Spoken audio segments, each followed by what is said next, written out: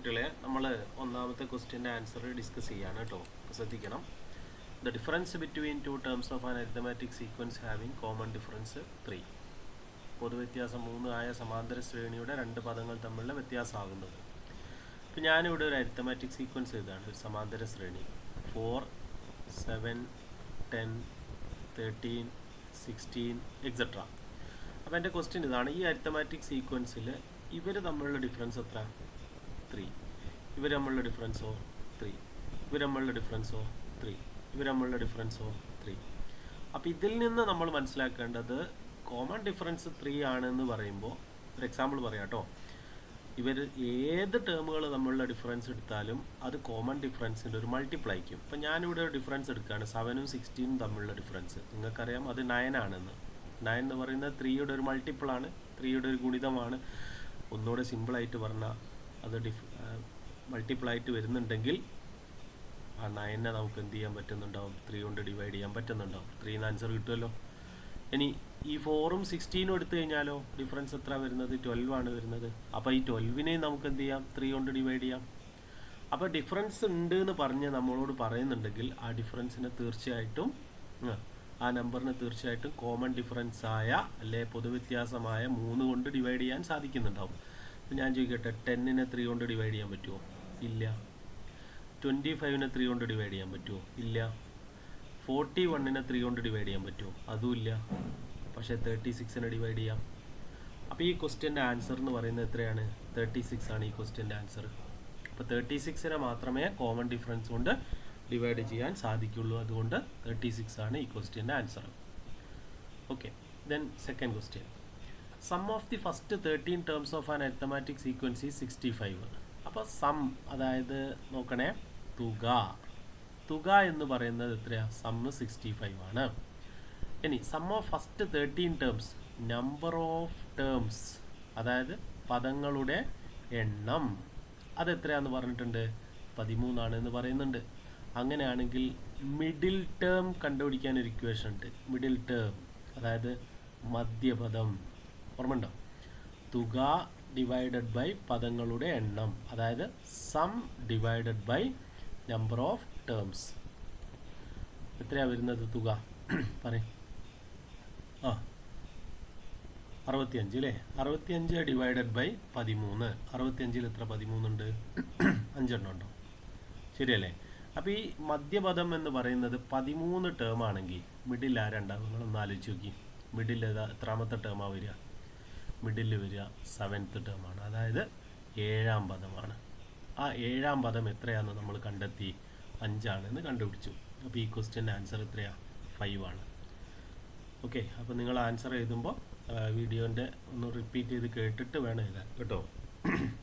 Next ക്വസ്റ്റ്യനിലേക്ക് വരുമ്പോൾ match the following ആണ് എന്ന് വെച്ചാൽ ഇടതുവശത്ത് നിന്ന് ശരിയായത് വലതുവശത്തിന് പകരമായിട്ടുള്ള എടുത്ത് എഴുതുക. ഓക്കെ, നിങ്ങൾ നോക്കൂ. The common difference of the arithmetic sequence, ഈ ശ്രേണിയുടെ പൊതുവ്യത്യാസം എത്ര? -17നോട് എന്ത് ആഡ് ചെയ്യുമ്പോഴാണ് -14 വരുന്നത്? 3 ആഡ് ചെയ്യുമ്പോഴാണ്. അപ്പോൾ ഇതിൻ്റെ ആൻസർ വരുന്നത് 3 ആണിതാ. ശരിയല്ലേ? -117 കേട്ടോ, ഞാൻ പറഞ്ഞ മാറിപ്പോയിക്കേ. 117നോട് 3 ആഡ് ചെയ്യുമ്പോൾ -114 കിട്ടും. ഉണ്ടോ? ഇനി അപ്പോൾ അത് കഴിഞ്ഞു, അത്രയേ ഉള്ളത്. ഒരു സിമ്പിൾ ക്വസ്റ്റ്യനാണ്. ഇനി ഈ ക്വസ്റ്റ്യനിൽ ഞാൻ നിങ്ങൾക്ക് ഒരു മാറ്റം വരുത്തി തന്നതിന് what is the 5th 6th 7th എന്നുള്ളത് മാറ്റിയിട്ട് 4th 5th 6th എന്നാക്കണമെന്ന് പറഞ്ഞിരുന്നു. കാരണം 4ാമത്തെയും 5ാമത്തെയും 6ാമത്തെയും എന്നാണ് മലയാളത്തിൽ കൊടുത്തത്. അത് കറക്റ്റാണ്. ഇതിലൊരു ചെറിയ മിസ്റ്റേക്ക് ഉണ്ട്, അപ്പോൾ ഇത് മാറ്റണം കേട്ടോ. ഈ 4ഉം 5ഉം 6ഉം കൂടെ ആഡ് ചെയ്താൽ എന്ത് കിട്ടും എന്നാണ് ക്വസ്റ്റ്യനിൽ ചോദിച്ചത്. ശരിയല്ലേ? നിങ്ങൾ നോക്കിയേ, 5th term of an arithmetic sequence is അപ്പോൾ അതിന് ഞാനൊരു ഇക്വേഷൻ പറയണം. നോക്കിയേ, sum equal to the middle term into number of terms. തുക സമം മധ്യപദം ഇൻറ്റു പദങ്ങളുടെ എണ്ണം. ഓക്കെ, അപ്പോൾ ഈ ഇക്വേഷൻ ഉപയോഗിച്ചിട്ടാണ് നമ്മൾ ആൻസർ ചെയ്യുന്നത്. So 5th term of an arithmetic sequence is 5. നോക്കണേ, ഞാനിവിടെ കുറച്ച് ടേംസ് കാണിക്കുകയാണ്. x4, x5, x6. ഇതിൽ ഫിഫ്ത്ത് ടേം എത്രയാണെന്ന് അവർ പറയുന്നത് 5 ആണ് എന്ന് കണ്ടോ. ഫിഫ്ത്ത് ടേം എത്രയാണ് 5. അപ്പോൾ ഇത് മായിച്ചിട്ടൊന്ന് കളർ മാറ്റിത്തരാം, നമുക്ക് മനസ്സിലാക്കാൻ എളുപ്പമാണ്. ശരി, അപ്പോൾ ഈ ഫിഫ്ത്ത് ടേം 5 ആണ് എന്ന് ഇവർ പറയുന്നു. ആയിക്കോട്ടെ, അങ്ങനെയാണെങ്കിൽ ഈ 3 ടേമിൻ്റെ സമ്മ് കണ്ടുപിടിക്കാൻ എന്ത് ചെയ്താൽ മതി? ഇതാ middle term into number of terms, മധ്യപദത്തിൻ്റെ പദങ്ങളുടെ എണ്ണം കൊണ്ട് ഗുണിച്ചാൽ മതി. അപ്പം 5 ഇൻറ്റു എത്ര പദങ്ങളുണ്ട് ഇവിടെ? 3 എണ്ണം ഉണ്ട്. 5 ഇൻറ്റു 3 ഈസ് ഈക്വൽ ടു എത്രയാണ്? 15. കണ്ടോ അല്ലേ? നടുക്കുള്ള എന്താണോ ഉള്ളത് അതിൻ്റെ എണ്ണം കൊണ്ട് ഗുണിച്ച് കഴിഞ്ഞാൽ മിഡിൽ സമ്മ് കിട്ടും. അപ്പോൾ ഇതിൻ്റെ ആൻസർ എത്ര വരുന്നത്? 15 ആണ് വരുന്നത്. അപ്പോൾ ഇത്രയേ ഉള്ളൂ ഈ ക്വസ്റ്റ്യൻ്റെ ആൻസർ വരുന്നത്. ഓക്കെ, അപ്പോൾ അത് കഴിഞ്ഞു. ഇനി angles of a right triangle in arithmetic sequence find the angles of the triangle. ഒരു മട്ടത്രികോണത്തിൻ്റെ കോണുകൾ ക്രമത്തിൽ എഴുതിയ സമാന്തര ശ്രേണിയിലാണ് കോണുകൾ കണക്കാക്കുക. അത് പിന്നെ വലിയ പണിയൊന്നുമില്ല, നിങ്ങൾക്ക് ലേശം ഒരു ഐഡിയ ഉണ്ടെങ്കിൽ സിമ്പിളായിട്ട് ചെയ്യാം. ഇത് 90 ആയിരിക്കും എന്ന് വെച്ചാൽ എന്താ? റൈറ്റ് ആംഗിളുടെ ട്രയാങ്കിൾ മട്ടത്രികോണം എന്ന് പറഞ്ഞുകൊണ്ട് ഇത് 90 എടുക്കണം. അപ്പോൾ ഇതിൽ നിങ്ങൾ ആലോചിച്ച് നോക്കി, എപ്പോഴും വലിയത് വരുന്ന എത്രയായിരിക്കും? 90 ഡിഗ്രി ആയിരിക്കും. മട്ടത്രികോണത്തിൽ വലിയ ആംഗിൾ എന്ന് പറഞ്ഞാൽ 90 ഡിഗ്രിയേ വരാൻ പാടുള്ളൂ അല്ലേ? അതിനേക്കാളും മുകളിലേക്ക് പോകാൻ പാടുണ്ടോ? ഇല്ല, ഒരിക്കലും പാടില്ല. അപ്പോൾ അങ്ങനെയാണെങ്കിൽ x3 എന്ന് പറയുന്നത് 90 ആണ്. അപ്പോൾ ഇവിടെ എത്ര കൊടുക്കും? ഇത് മൂന്നും സീക്വൻസ് ആയിട്ട് വരണമെങ്കിൽ ഇപ്പോൾ x1 ഇതെടുക്കാം, x2 ഇതെടുക്കാം. ഓക്കെ, അപ്പോൾ അങ്ങനെയാണെങ്കിൽ എത്ര എടുക്കും ഒന്ന് ആലോചിച്ച് നോക്കി. സിമ്പിളായിട്ട് ആലോചിച്ചാൽ കിട്ടും. ഒരു 60 ഡിഗ്രിയും ഒരു 30 ഡിഗ്രിയും. ഇതൊന്നും വല്ലാതെ തല പുകഞ്ഞ് ചെയ്യേണ്ട ക്വസ്റ്റ്യൻ അല്ല, ജസ്റ്റ് ഒന്ന് ആലോചിച്ചാൽ കിട്ടുന്നതല്ലേ ഉള്ളൂ. ഓക്കെ, അപ്പോൾ അത് കഴിഞ്ഞു. ഇനി അടുത്ത ക്വസ്റ്റ്യനിലേക്ക് വരാം. Angle sum of A pentagon is 540 degree. ഒരു പഞ്ചഭുജത്തിൻ്റെ കോണുകൾ ക്രമത്തിൽ എഴുതിയാൽ സമാന്തര ശ്രേണിയിലാണ് കോണുകളുടെ തുക 540 ആണ്. ഈ ആംഗിൾസ് എന്തിലാണെന്നാണ് പറഞ്ഞത്? അരിത്തമാറ്റിക് സീക്വൻസ് ആണ് എന്നാണ് പറഞ്ഞത്. Okay, which angle comes the middle term? ഈ നടുവിലെ പദമായി എന്താ വരിക? അപ്പോൾ നമ്മൾ അതിൻ്റെ ആൻസർ ഒന്ന് ആദ്യം പറഞ്ഞു നോക്കുക. അപ്പോൾ ഞാൻ ആദ്യം ഒരു ഫിഗർ കാണിക്കുകയാണ്. ഇതിൽ ഈ ഫിഗറിൽ ഇവിടെ ഞാൻ x1 എന്ന് എടുക്കുന്നു, ഇത് x2 എന്ന് എടുക്കുന്നു, ഇത് x3 എന്ന് എടുക്കുന്നു, ഇത് x4 എന്ന് എടുക്കുന്നു, ഇത് x5 എന്ന് എടുക്കുന്നു. ഓക്കെ, ഈ 5 എണ്ണം കൂടെ ആഡ് ചെയ്താൽ എന്ത് കിട്ടുന്നു? അവർ പറഞ്ഞിട്ടുണ്ട് 540 ആണെന്ന് പറഞ്ഞിട്ടുണ്ട്. നോക്കൂ നിങ്ങൾ, x1 plus x2 plus x3 plus x4 plus x5 ഇതെത്രയാ? 540 ready അല്ലേ? ഇതാണ് മിഡിൽ ടേം. ആ മിഡിലുള്ള കണ്ടുപിടിക്കാനുള്ള ഇക്വേഷൻ ഉണ്ട്. സമ്മ്, അതായത് തുക എത്രയാണ് വരുന്നത്? 540 ശരിയല്ലേ? നമ്പർ ഓഫ് ടേംസ്, പദങ്ങളുടെ എണ്ണം. ഞാൻ പറയുമ്പോൾ എൻ്റെ കൂടെ തന്നെ എഴുതിക്കോണേ. പദങ്ങളുടെ എണ്ണം എത്രയാണ് വരുന്നത്? 5. അങ്ങനെയാണെങ്കിൽ middle term is equal to എന്ന് വെച്ചാൽ മിഡിൽ ടേം എന്ന് പറഞ്ഞാൽ മലയാളത്തിൽ എന്താ പറയുക? മധ്യപദം. കേട്ടോ, മധ്യപദം സമം തുക ഡിവൈഡഡ് ബൈ പദങ്ങളുടെ എണ്ണം, അതായത് sum divided by number of terms. എത്ര വരിക പറഞ്ഞോളി? സം എത്ര? തുക എത്ര? 540 ഡിവൈഡഡ് ബൈ പദങ്ങളുടെ എണ്ണം എന്ന് പറഞ്ഞാൽ 5. ഇത് ഡിവൈഡ് ചെയ്ത് കഴിഞ്ഞാൽ ഞങ്ങൾക്ക് 108 എന്ന് കിട്ടും. ഇതിൽ നിന്ന് നിങ്ങൾ മനസ്സിലാക്കി വെക്കേണ്ട ഒരു കാര്യമുണ്ട്. അതായത് ഇത് 108 ആയിരിക്കും. ഇത് മിഡിൽ വരുന്ന ഇത് കണ്ടോ, ഇത് 108 എന്ന് കിട്ടി. ഐഡിയ കിട്ടിയോ? ഓക്കെ, അപ്പോൾ ഇനി അടുത്ത നിങ്ങൾക്ക് ചെയ്യാൻ പറ്റുമോ എന്ന് നോക്കി. ഇതിപ്പോൾ ഫസ്റ്റ് ക്വസ്റ്റ്യൻ ആൻസർ ആയിട്ടോ. നിങ്ങൾ ആലോചിച്ച് നോക്കിയതാ, which angle comes the middle term of the sequence, നടുവിൽ വരുന്ന കോൺ എത്രയായിരുന്നു, അതിൻ്റെ ആൻസർ ആയി. ഇനി രണ്ടാമത് പറയുകയാണ്, if the smallest angle is 42 degree. കേട്ടോ, സ്മോളസ്റ്റ് ആംഗിൾ എത്ര ഡിഗ്രിയാണ്? 42 ഡിഗ്രി. ഇതാ. അപ്പോൾ അങ്ങനെയാണെങ്കിൽ ഞാൻ ചോദിക്കട്ടെ, ഇത് 42 ആണ് എന്നാണ് ഇവർ രണ്ടാമത്തെ ക്വസ്റ്റ്യനിൽ ഇവർ പറയുന്നത്.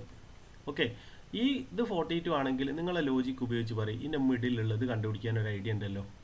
ഇത് രണ്ടും കൂടെ ആഡ് ചെയ്തിട്ട് അതിൻ്റെ ഹാഫ് എടുത്താൽ പോരത്. അപ്പോൾ ഇത് 75 ആയിരിക്കും അല്ലേ? രണ്ടും കൂടെ ആഡ് ചെയ്യുമ്പോൾ 150. 150യുടെ ഹാഫ് എത്ര? 75. അപ്പോൾ x2 കിട്ടി, x1 കിട്ടി, x3 കിട്ടി.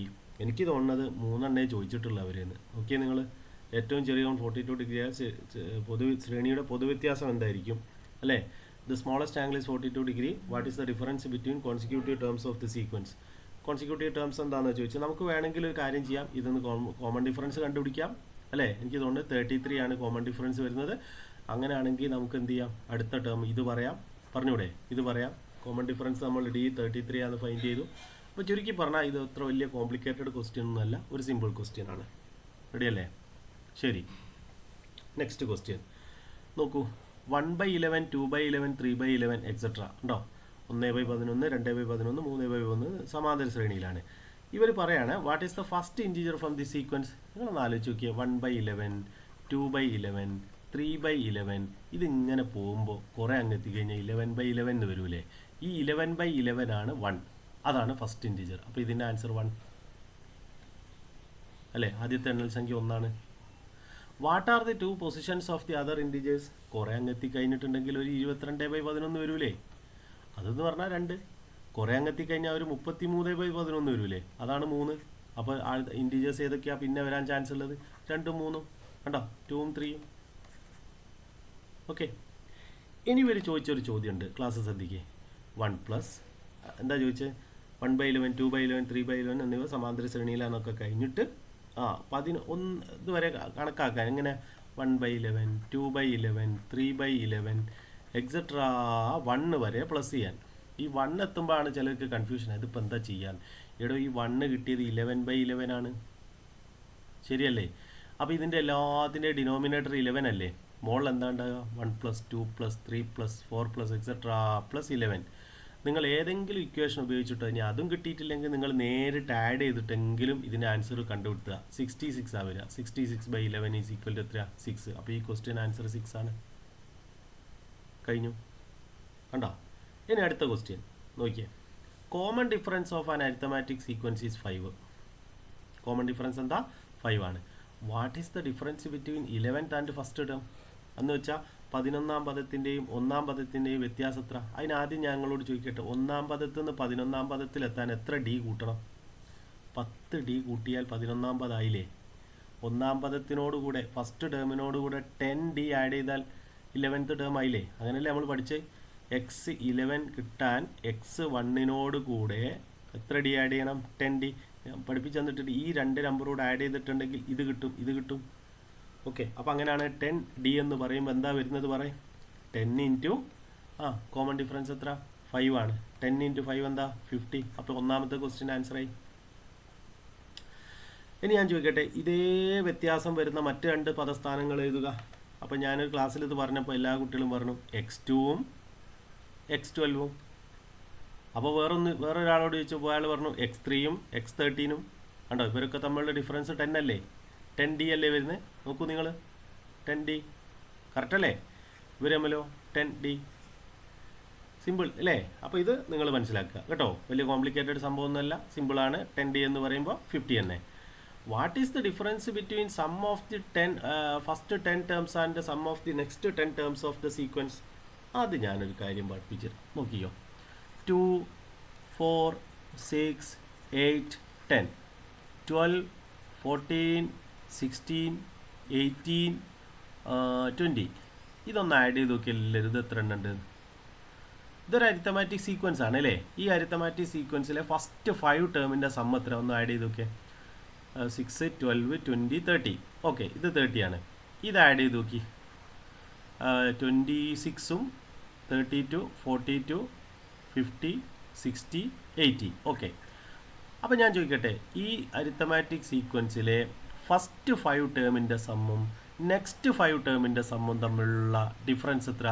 80 - 30 ഈസ് ഈക്വൽ ടു 50. ശരിയല്ലേ? ഞാൻ നിങ്ങൾക്കൊരു കാര്യം പറഞ്ഞുതരാം, നല്ലോണം ശ്രദ്ധിച്ചോളിട്ടോ. ഒരേ സീക്വൻസിലുള്ള, ശ്രദ്ധിക്കണം കേട്ടോ, ഒരേ സീക്വൻസിലുള്ള 10 ടേംസിൻ്റെ സമ്മും നെക്സ്റ്റ് 10 ടേംസിൻ്റെ സമ്മും, അതല്ലെങ്കിൽ ഒരേ സീക്വൻസ് തന്നെയുള്ള ഒരേ ശ്രേണിയിൽ തന്നെയുള്ള 20 ടേമിൻ്റെ സമ്മും നെക്സ്റ്റ് 20 ടേമിൻ്റെ സമ്മിൻ്റെയും ഡിഫറൻസ് കണ്ടുപിടിക്കാൻ ഒരു ഇക്വേഷൻ ഉണ്ട്. ഇതാ n²d. വളരെ സിമ്പിളായിട്ട് നമുക്കിത് വെച്ചുകൊണ്ട് കണ്ടെത്താം. അപ്പോൾ സമ്മിൻ്റെ ആവശ്യമില്ല, കാരണം ഇത് സമ്മൊന്നും കണ്ടുപിടിച്ച് ചെയ്യേണ്ട ക്വസ്റ്റ്യൻ അല്ല. അതാണ് അവർ ഉദ്ദേശിച്ചത്. n²d ഇതൊരു 1 മാർക്കിൻ്റെ ക്വസ്റ്റ്യനാണ്. അപ്പോൾ n² എന്ന് പറയുമ്പോൾ എത്ര എണ്ണത്തിൻ്റെ സമ്മാണ് ചോദിച്ചതെന്നോ ഈ ക്വസ്റ്റ്യനിൽ പറയും. ഇതിൽ എത്ര ടേമിൻ്റെ സമ്മുകളുടെ ഡിഫറൻസാണ് ചോദിച്ചത്?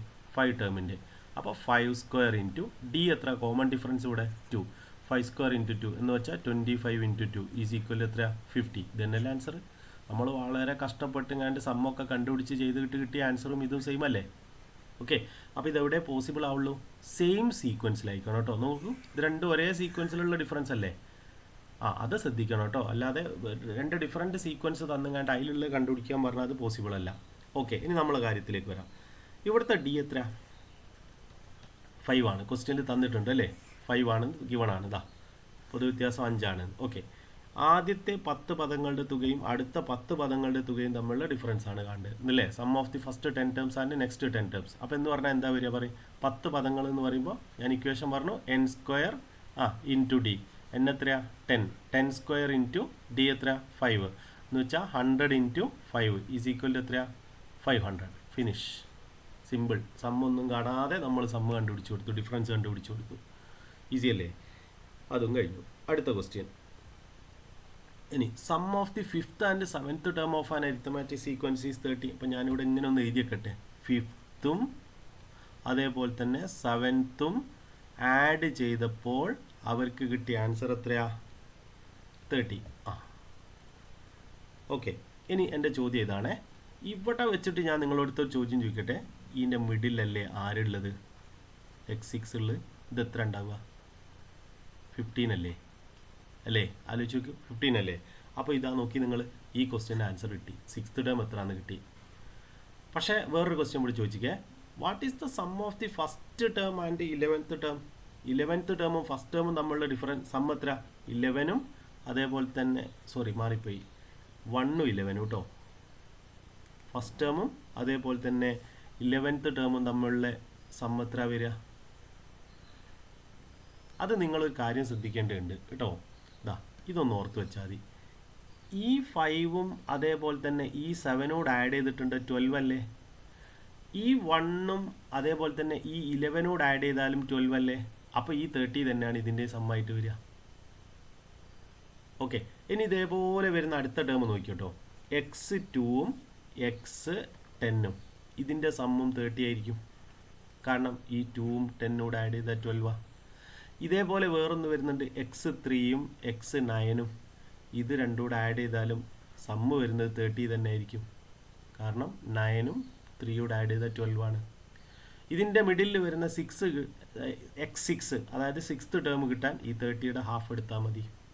ഓക്കെ, ഇവിടെ എത്ര ടേംസ് ഉണ്ട് നിങ്ങളൊന്ന് എണ്ണി നോക്കി. ഞാനിപ്പോൾ ഇവിടെ എഴുതിയതിൽ 11 ടേംസ് ഇല്ലേ? നമ്പർ ഓഫ് ടേംസ് എത്ര? 11. ഇതിൻ്റെ മിഡിൽ ആരാ? 6th ടേം ആയ 15 ആണ് മിഡിൽ ടേം ആയിട്ട് വന്നത്. അപ്പോൾ ഇവർ ചോദിച്ച ചോദ്യം അതാണ്. നോക്കിയേ, എന്താണ്? What is the sum of the first 11 terms? അപ്പോൾ സമ്മ് കാണാൻ ഇക്വേഷൻ എന്താ?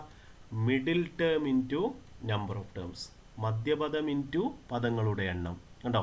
സം ഈസ് ഈക്വൽ ടു പറഞ്ഞോ 15 ഇൻറ്റു 11, 165 ആണ് ഇതിൻ്റെ ആൻസർ.